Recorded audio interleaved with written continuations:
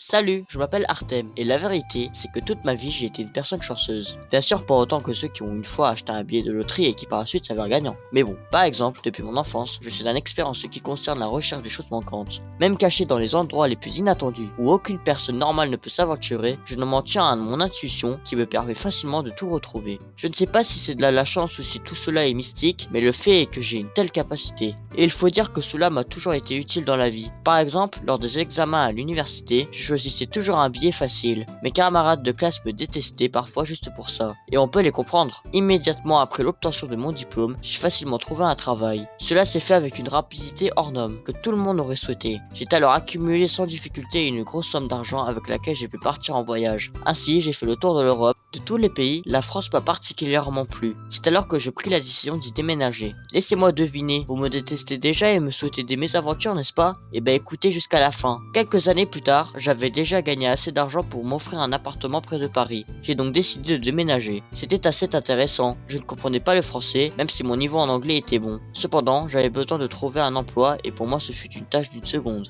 Même ici, ma chance innée m'accompagna. J'ai pu trouver un travail de courtier et en immobilier car j'avais une bonne formation et de bonnes connaissances sur la matière. Le métier exigeait entre autres une grande connaissance de l'anglais, ce qui est exactement mon cas. À part cela, j'étais chargé de la gestion des actions de la société et avec ma chance, c'était tout simplement magnifique. Ainsi, sur une bonne période, j'ai apporté à la société un revenu stable et mes patrons étaient satisfaits de mon boulot. Qu'y a-t-il à cacher? J'étais moi-même satisfait tant de mon lieu de travail que de mon salaire. Mais un jour, c'est tout comme si j'étais levé du mauvais pied. Au travail, j'ai mélangé le coût des actions. Pour que vous compreniez, je devais vendre des centaines d'actions et j'ai fixé le prix à $1 pièce. Dès que ces actions coûtaient des centaines de milliers, je ne sais pas comment j'en suis venu à tout faire foirer de la sorte.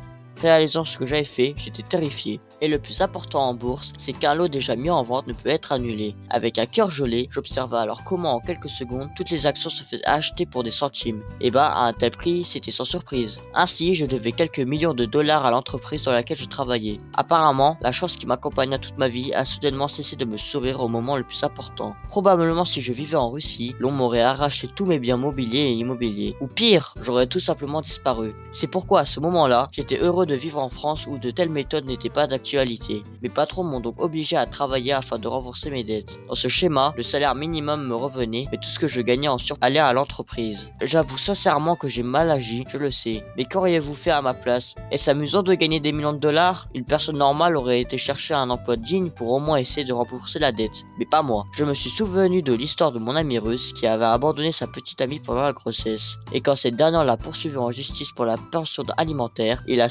cherché un travail insignifiant avec un petit salaire sur lequel la mère de son enfant percevait une somme insignifiante comme pension. Du coup, je me suis dit, pourquoi ne pas procéder ainsi? Dans mon cas, il ne s'agissait même pas d'un enfant qui souffrait, mais juste de quelques tontons qui étaient de mes employeurs. Et franchement, je m'en foutais des maniaques qu'ils étaient. Chose promise, chose due. J'ai donc trouvé un emploi à faible revenu dans une petite ville loin de Paris. En fin de compte, je touche un salaire minimum, reversant un peu de plus de $100 par mois à mes créanciers. Bien sûr, avec un tel travail, j'ai beaucoup de temps libre que je consacre à toutes sortes de jeux et divertissements. Pour vous dire la vérité, j'ai toujours rêvé de cela et je suis très heureux de l'évolution de la situation. Like et abonne-toi à la chaîne si mon histoire t'a plu. Il y avait l'orateur dans les commentaires. Merci d'avoir regardé.